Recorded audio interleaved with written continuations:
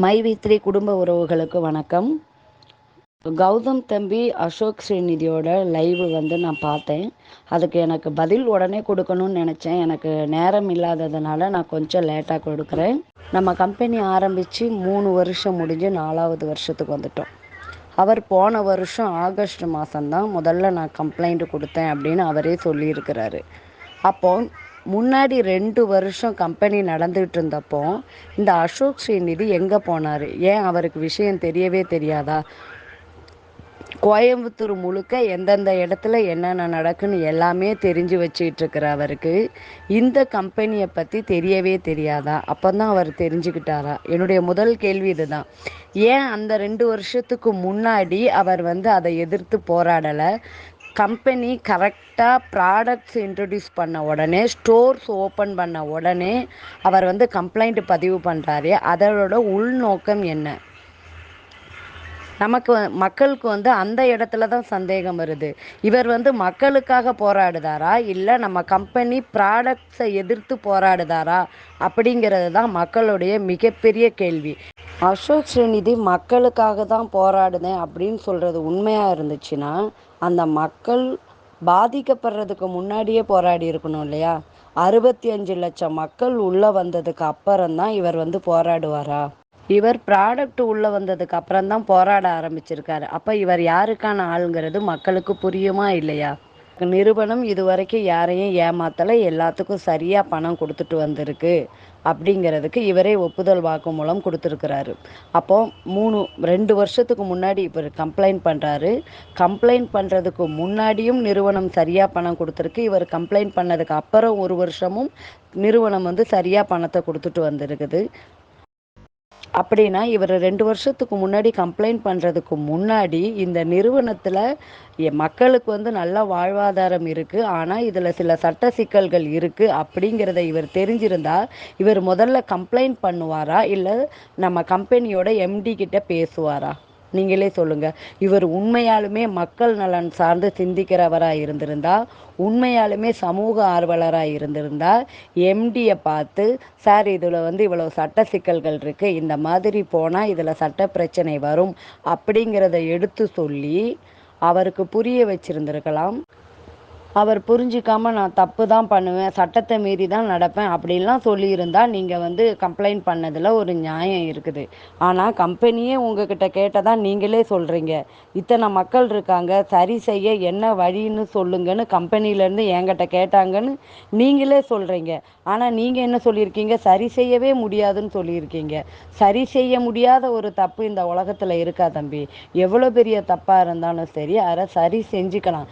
ஏதாவது ஒரு வழி இருக்கும், அந்த வழியை தேடணும், அவ்வளவுதான்.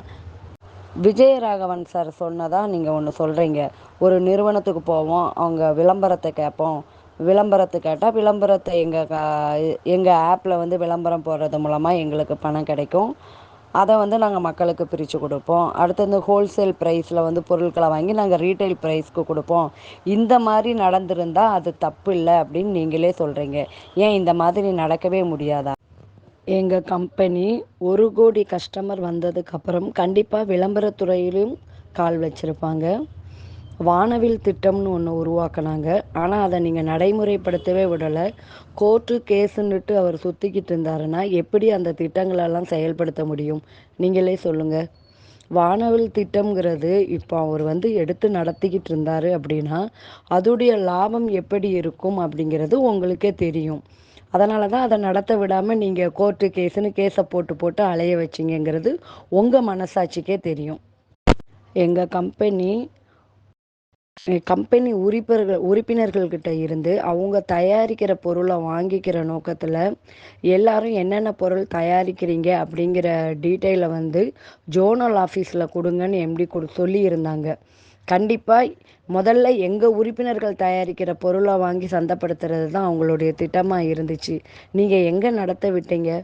என்னோடய ஃப்ரெண்டு அவங்க தயாரிக்கிற பொருளோட டீட்டெயில்ஸ் பற்றி எல்லாமே ஜோனல் ஆஃபீஸில் சொல்லியிருந்தாங்க. இப்படி ஒவ்வொரு ஜோனல் ஆஃபீஸிலும் ஏகப்பட்ட உறுப்பினர்கள் அவங்க பொருட்கள் பற்றி டீட்டெயிலை பதிஞ்சு வச்சுருக்கிறாங்க. ஆனால் நீங்கள் இதை எதையுமே அவர் வந்து நடைமுறைப்படுத்துறதுக்கு விடவே இல்லை. கோர்ட்டு கேஸுன்னு அலைஞ்சிக்கிட்டே இருந்தால் அவர் எப்படி பிஸ்னஸை பற்றி சிந்திக்க முடியும்? சரி, இதையெல்லாம் நீங்கள் என்ன தெரியாமலா செய்கிறீங்க? தெரிஞ்சு தானே செய்கிறீங்க. உங்கள் பாணியிலே சொல்லணும்னா, தூங்குறவனை எழுப்பலாம், தூங்குற மாதிரி நடிக்கிறவனை எழுப்ப முடியுமா? கண்டிப்பாக உங்களெல்லாம் எங்களால் எழுப்பவே முடியாது. ஏன்னா நீங்கள் தூங்குற மாதிரி நடிச்சிட்ருக்குறீங்க. அந்த தம்பி சொல்கிறான், பேனா வாங்குறத பற்றி சொல்கிறான், அந்த பேனா சேல்ஸ் பண்ணுறத பற்றி சொல்கிறான். அது பக்கா லீகல். சச்சின் டெண்டுல்கர் பேட்டை வந்து என்னைக்கு என்ன விலைக்குனாலும் விற்கலாம், அது பக்கா லீகல். ஆனால் மைவித்திரி பண்ணுறது மட்டும்தான் தப்பு, அதுதான் சட்ட சிக்கல். சட்டம் முன்னாடியே எழுதி வச்சுட்டாங்க அப்படின்னு சொல்கிறீங்க. சட்டம் முன்னாடியே எழுதி வச்ச அம்பேத்கர் என்ன சொல்லியிருக்காருங்கிறத நான் பின்னாடி சொல்கிறேன். இந்த பிஸ்னஸ் ஒருத்தங்க வந்து நட்டத்தில் பிஸ்னஸ் பண்ணுவாங்களான்னு நீங்கள் கேட்டீங்க இல்லையா, அதை நான் ஒரு ஆதாரத்தோடு உங்களுக்கு சொல்கிறேன். தம்பி, தாமஸ் ஆல்வா எடிசன் தெரியுமா? கண்டுபிடிப்புகளின் கதாநாயகன். அறிவியல் வந்து அதிசயங்களை நிகழ்த்தி காட்ட மட்டும்தான் நினச்சிட்டு இருந்த காலத்தில் அடிப்படை தேவைகளை பூர்த்தி செய்கிறதுக்கும் அறிவியலை வந்து யூஸ் பண்ணலாம் அப்படிங்கிறத முதல்ல இந்த உலகுக்கு உணர்த்தியவர். இப்போ வந்து பிஸ்னஸ்னால் என்னன்னு உனக்கு உணர்த்த போகிறாரு. எப்படிங்கிறத நான் உங்களுக்கு சொல்கிறேன், கேளுங்க. முதல்ல இவர் வந்து மின் விளக்கு தயாரித்தப்போ ஒருத்தர் வந்து அவர்கிட்ட கேட்குறாரு, அதை வாங்குகிற எண்ணத்தில் வந்து கேட்குறாரு, ஒரு விளக்கு தயாரிக்கிறதுக்கு உங்களுக்கு எவ்வளோ செலவாகும்னு. உடனே தாமஸ் ஆல்வா எடிசன் சொல்கிறாரு, $1 25 அப்போ அவர் சொல்கிறாரு, நான் உங்ககிட்ட இருந்து மொத்தமாக வாங்கிக்கிறேன் அப்படின்னு சொல்லிட்டு $1.40 நான் வாங்கிக்கிறேன் அப்படின்னு சொல்கிறாரு. உடனே தாமஸ் ஆல்வா எடிசன் சொல்கிறாரு, இல்லை, எனக்கு வெறும் 40 சென்ட்டுக்கு மட்டும் வாங்கிக்கோங்க அப்படின்னு சொல்கிறாரு. உடனே அவருக்கு ரொம்ப அதிர்ச்சி ஆயிடுச்சு ஆப்போசிட்டில் இருந்தவருக்கு. அப்போ அவர் சொல்கிறாரு, ஆனால் ஒரே ஒரு கண்டிஷன். என்ன கண்டிஷன்னா, 15 வருஷத்துக்கு என்னோட காப்புரிமைக்கு ஆயுள் இருக்குது. 40 சென்ட்டுக்கு மேலே நானும் விற்க மாட்டேன், அதை விட குறைவாக நீங்களும் கேட்கக்கூடாது. இந்த அக்ரிமெண்ட்டுக்கு நீங்கள் ஓகேன்னா நான் உங்களுக்கு கொடுக்குறேன் அப்படின்னு சொல்கிறாரு. முதல் ஆண்டு வந்து ஒரு தொழிற்சாலையை தொடங்கி உற்பத்தியை தொடங்குறாரு.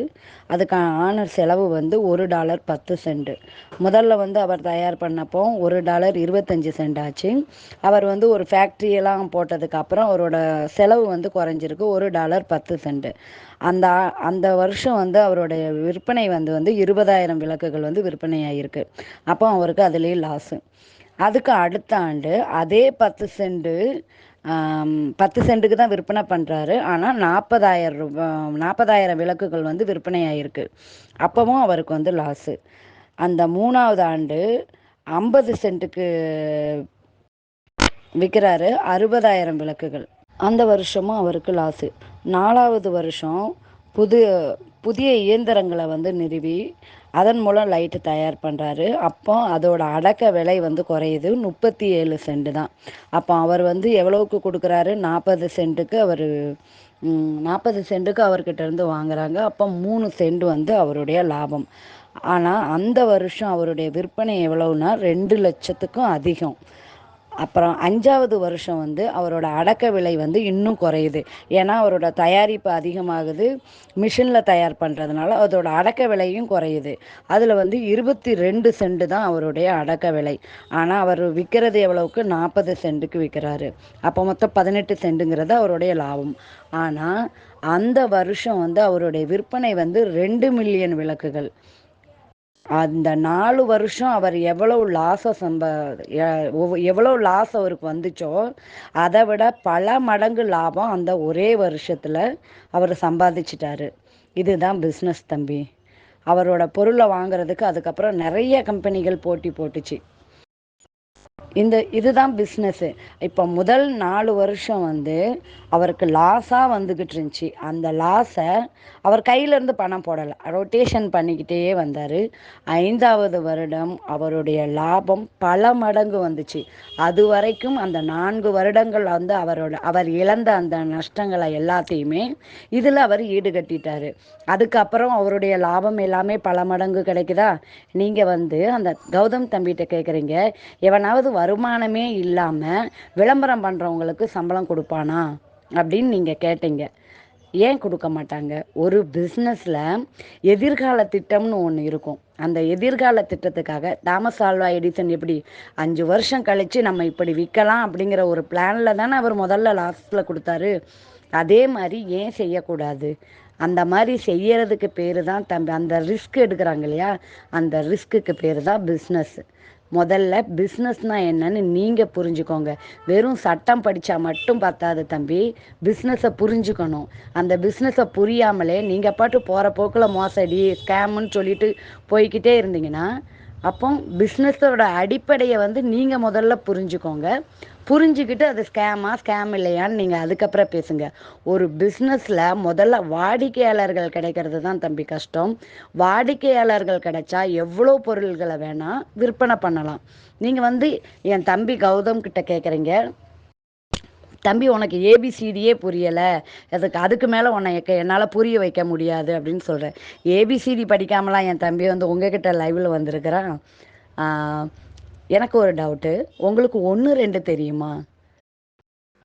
நீங்கள் ஏபிசிடியெல்லாம் நிறைய படிச்சிருக்கிறீங்க. நாங்கள் வந்து ஆனா அவனா பார்ட்டி தாங்கப்பா.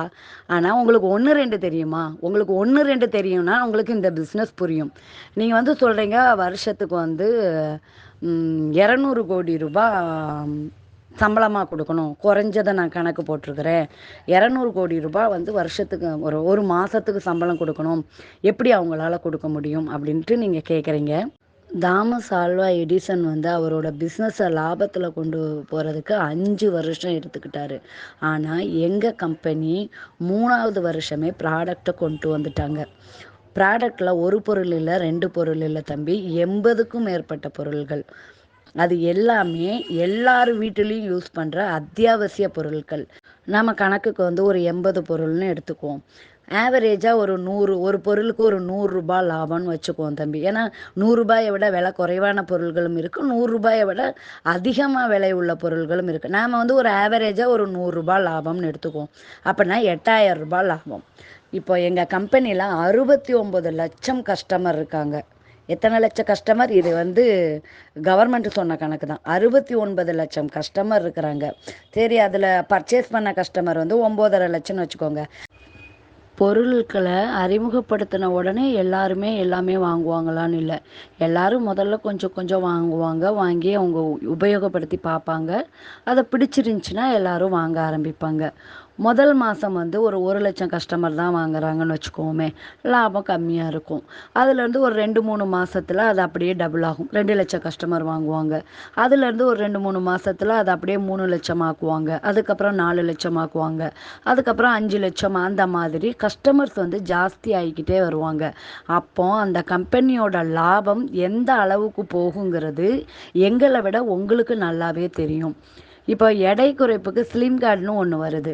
இந்த பெண்கள் வந்து எடை குறைப்புக்காக எவ்வளவு ரூபா மாதம் மாதம் செலவழிக்கிறாங்கன்னு உங்கள் எல்லாருக்குமே தெரியும். அந்த ஒரு பாட்டிலோட விலை 786 ரூபா தான். ஆனால் வெளியில் வந்து அந்த எடை குறைப்புக்காக அவங்க செலவு பண்ணுற அமௌண்ட் வந்து ரொம்ப ஜாஸ்தி. ஆனால் இதில் 786 ரூபா தான். நீங்கள் சொல்லியிருக்கீங்க பாதி லாபமாக வச்சுக்கோன்ட்டு. அப்போ ஒரு பாட்டிலுக்கே நம்மளுக்கு 380 ரூபாய்க்கு மேலே லாபம் கிடைக்குது. அப்போ நீங்கள் கொஞ்சம் யோசிச்சு பாருங்கள். இதில் வந்து அவங்க பெண்கள் வந்து இதில் மெம்பராக இருக்கணும்னு அவசியமே இல்லை, சிஎம்மாக இருக்கணும்னு அவசியமே இல்லை. ஓஎமாகி கூட இந்த பொருளை வாங்கி வாங்கி அவங்க யூஸ் பண்ணுவாங்க. நல்ல ரிசல்ட் கொடுத்துச்சுன்னா இந்த ஒரு பொருள் போதும் கோடிக்கணக்கான லாபங்களை அள்ளி கொடுக்கறதுக்கு. தாமஸ் ஆல்வா எடிசனோட பிஸ்னஸ் வந்து 5 வருஷத்தில் லாபத்தை பார்த்து போச்சு. ஆனால் எங்கள் கம்பெனியோட பிஸ்னஸ் அத்தியாவசிய பொருட்களோட பிஸ்னஸ். அதனால் மாதம் மாதம் கஸ்டமர்களோட எண்ணிக்கை லட்சக்கணக்கில் ஏறும். ஏன்னா எங்கள் பொருட்கள் வந்து ரொம்ப தரமாக இருக்கிறதுனால கஸ்டமர் வந்து ஏறிக்கிட்டே தான் இருப்பாங்க. அப்போ லாபம் வந்து பல மடங்கு பெருகிக்கிட்டே தான் இருக்கும். இது எல்லாமே உங்களுக்கும் தெரியும். எங்கள் நிறுவனம் முதல்ல கஸ்டமரை வந்து கட்டமைச்சிட்டு அதுக்கப்புறம் பொருட்களை தயாரிச்சிருக்கிறாங்க. அந்த பொருட்களை சந்தைப்படுத்த ஆரம்பித்ததுக்கு அப்புறம்தான் உங்ககிட்ட இருந்து பிரச்சனையே ஸ்டார்ட் ஆச்சு. அது வரைக்கும் அந்த நிறுவனத்துக்கு எந்த பிரச்சனையும் கிடையாது. எப்போ பொருட்களை மார்க்கெட் பண்ண ஆரம்பித்தாங்களோ அப்போ பிரச்சனையும் ஆரம்பிச்சிட்டு உங்கள் ரூபத்தில். ஒன்றே ஒன்று தம்பி, உங்களுக்கு ஒன்றும் இந்த பிஸ்னஸ் பற்றி புரியாமல் நீங்கள் கேஸ் போடலை. இந்த பிஸ்னஸ் பற்றி புரிதல் இல்லை அப்படிங்கிறதெல்லாம் சும்மா பேச்சுக்கு தான். ஆனா, இந்த பிசினஸ் பத்தி உங்களுக்கு ஏ டூ இசட் நல்லா தெரியும். இந்த கம்பெனி எதிர்காலத்துல எவ்வளோ பெரிய அசுர வளர்ச்சி அடையும் அப்படிங்கிறதும் உங்களுக்கு நல்லா தெரியும். இந்த கம்பெனியில இருக்கிற மக்களுடைய வாழ்வாதாரம் எவ்வளவு உயருங்கிறதும் உங்களுக்கு நல்லா தெரியும். இதை எல்லாமே தெரிஞ்சுக்கிட்டு தான், இது எல்லாமே தெரிஞ்ச ஒருத்தவங்களோட தூண்டுதலால தான், நீங்க இந்த கேஸ போட்டீங்க அப்படிங்கிறது எங்களுக்கு புரியாம இல்ல தம்பி. எங்களுக்கு நல்லாவே புரியுது. நீங்க வந்து மக்களுக்காக போராடுற அரசியல்வாதியோ, சமூக ஆர்வலரோ கிடையாது. உண்மையாவே மக்கள் மேல உங்களுக்கு அக்கறை இருந்தது அப்படின்னா, இவ்வளோ ஒரு நல்ல பிசினஸ் ஆரம்பிச்சிருக்காருன்னு சொல்லிட்டு, நீங்க எம்டிக்கு பாராட்டு விழா தான் வைப்பீங்க. ஆனா, நீங்க என்ன பண்ணிக்கிட்டு இருக்கீங்க? அப்லைனருக்கும், டவுன்லைனருக்கும் சிண்டு முடியிற வேலைய கொஞ்ச நாளாவே ரொம்ப நல்லா பார்த்துட்டு இருக்கீங்க தம்பி. அப்லைனர் பணம் போனது எல்லாமே டவுன்லைனரோட பணம் தான். டவுன்லைனருக்கு இனிமேல் பணம் குடுக்கவே முடியாது. அப்படின்னு நீங்க சொல்றீங்க. ஏன் தம்பி நான் சொன்னேன்ல அந்த ப்ராடக்ட் லாபம் அப்படின்னு சொல்லிட்டு. அந்த ப்ராடக்ட்ட விக்கிறதுனால லாபமே கிடைக்காதா? அந்த லாபத்த டவுன்லைனருக்கு குடுக்கவே மாட்டாங்களா? ஏன் தம்பி ஒரு சோப்பு கம்பெனிய வச்சிருக்கிறவனே பல கோடி கணக்குல லாபத்த சம்பாதிச்சுட்டு இருக்கிறாங்க. அது சட்டப்படி லீகல். ஆனா இவ்வளோ பொருட்கள தயாரிச்சு அந்த லாபத்த மக்களுக்கு பகிர்ந்து குடுக்குறேன்னு சொன்னா அது வந்து இல்லீகலா? அப்புறம் ஒரு முக்கியமான விஷயம் தம்பி. நிறுவனத்துல பணம் இல்ல. அவங்களால குடுக்கவே முடியாது. அவங்க வந்து பணம் குடுத்துட்டா உங்க இடத்துக்கு நான் வந்துருதேன். அப்படின்னு இவ்வளவு தீர்க்கமா சொல்றீங்களே, அது என்ன உங்க நிறுவனமா? அந்த நிறுவனத்துல நீங்க என்ன பொறுப்புல இருக்கிறீங்க? உங்களுக்கு எப்படி தெரியும்? இத நீங்க சட்ட ரீதியா தெரிஞ்சுக்கிட்டீங்களா? இல்ல குறுக்கு வழியில போய் தெரிஞ்சுக்கிட்டீங்களா? முதல்ல அத எங்களுக்கு சொல்லுங்க. கம்பெனில பணம் இருக்கு, பணம் இல்லங்கிறது கம்பெனியோட எம்டியோட கவல. அந்த கவலை இனிமேல் உங்களுக்கு வேண்டாம். வாய்க்கு வந்தபடி வாக்குறுதிகள அள்ளி வீசுறதுக்கு அவர் ஒண்ணும் அரசியல்வாதி இல்ல தம்பி. 9,50,000 மக்கள் பர்ச்சேஸ் பண்ணியிருக்காங்க அப்படின்னா, அந்த 9,50,000 மக்கள்கிட்டயும் அந்த அளவுக்கு நம்பிக்கைய பெற்றிருக்கிறாரு அப்படின்னா, எந்த மனிதனையும் அவர் வந்து நேர்ல போய் சந்திச்சு நம்பிக்கைய வாங்கல தம்பி. அவருடைய செய்கைகள். ஒருத்தங்க வந்து ஒருத்தங்கள நம்புறாங்க அப்படின்னா, அவர் எப்படி இதுக்கு முன்னாடி நடந்துக்கிட்டாங்க அப்படிங்கிறத வச்சு தான் அவங்கள நம்புவாங்க. ஏன்னா, இதுவரைக்கும் அவர் செய்ய முடியாத எதையுமே நான் செய்யறேன்னு சொன்னதே கிடையாது. அவர் செய்ய முடியும்னு சொன்னத கண்டிப்பா செய்வாரு. அந்த நம்பிக்கை எங்களுக்கு இருக்கு. எங்க கம்பெனியில என்ன பிரச்சனை இருந்தாலும், அத எப்படி சால்வ் பண்ணி நாங்க பிசினஸ டெவலப் பண்ணிக்கணுங்கிறத பத்தி நாங்க கவலைப்படுறோம். இனிமேல் எங்களுக்காக நீங்க கவலைப்பட வேண்டாம். ஏன்னா, "ஆடு நனையுதேன்னு ஓநாய் கவலைப்பட்டுச்சாங்கிற" பழமொழி வந்து அடிக்கடி எனக்கு ஞாபகம் வந்துகிட்டே இருக்கு தம்பி. நீங்க தீர்க்கதரிசி இல்ல அப்படின்னு நீங்களே சொல்லியிருக்கிறீங்க. அதனால தீர்க்கதரிசி மாரி இந்த கம்பெனியோட எதிர்காலத்த நீங்க நிர்ணயிக்க வேண்டாம். இந்த கம்பெனியோட எதிர்காலம் என்ன அப்படிங்கிறது அந்த கம்பெனி முடிவு பண்ணும். நீங்க முடிவு பண்ண வேண்டாம். தயவு செய்து. நிறைய கம்பெனி பேர்கள வந்து நீங்க அடுக்கடுக்கா சொல்லிட்டே வந்தீங்க. இந்த கம்பெனியெல்லாம் மோசடி பண்ணிட்டு, இதெல்லாம் இப்படி பண்ணுச்சு அப்படின்னு நீங்க சொல்லிட்டே வரீங்க. அத பத்திலாம் வந்து கேடிவி கார்த்திக் பதில் சொல்லுவாங்க. ஏன்னா, எனக்கு எல்லா கம்பெனிகளையும் பத்தி தெரியாது. ஆனா, நீங்க மோசடி, மோசடின்னு சொல்லிட்டு, அதே மாதிரி தான் மைவி3ன்னு சொல்றீங்க இல்லையா? அந்த மாதிரி நீங்க சொல்லக்கூடாது. ஏன்னா, அதுக்கான ரைட் வந்து உங்களுக்கு கிடையாது. ஒரு ஒரு கற்பனைக்கு வச்சுக்கோங்களேன். இப்போ நம்ம தெருவுல ஒரு 2 பொண்ணுங்க வந்து கல்யாணம் ஆன 2 பொண்ணுங்க வந்து எங்கேயாவது ஓடி போயிட்டாங்கன்னு வைங்களேன். உடனே அந்த வீட்ல அந்த தெருவுல இருக்கிற எல்லாரும் அவங்கவங்க பொண்டாட்டிங்கள வீட்ல வச்சு பூட்டிட்டு போனாங்கன்னு வச்சுக்கோங்களேன். அத வந்து இந்த உலகம் எப்படி பார்க்கும் சொல்லுங்க? அவன் பக்கத்து வீட்ல ஒருத்தன் பொண்டாட்டி ஓடி போயிட்டாங்கிறதுக்காக என் பொண்டாட்டி ஓடி போயிருவாளன்னு வீட்டை பூட்டனா அவன் வந்து நார்மல் பர்சன் கிடையாது தம்பி. அவன் ஒரு சைக்கோ. அதனால எல்லா கம்பெனியும் மூடிட்டாங்க. அந்த மாரி தான் இந்த கம்பெனி அப்படின்னு நீங்க புலம்புறத விட்டுட்டு, இந்த கம்பெனி எப்படிங்கிறத கோர்ட் முடிவு பண்ணும் தம்பி. அதுவரைக்கும் பொறுமையா காத்திருங்க. ஜோசியம் சொல்லாதீங்க. ஏன்னா, ஜோசியம் சொல்றதுக்கு கூட மைவி3க்குன்னு ஒரு ஜோசியக்காரர் வந்துட்டாரு. உங்களுக்கு தெரியுமா? போய் பாருங்க. நல்ல எதிர்காலம் இருக்குதாம். எனக்கு சேரலாதன் அப்படின்னு சொல்லிட்டு ஒரு தம்பி இருந்தான் தம்பி.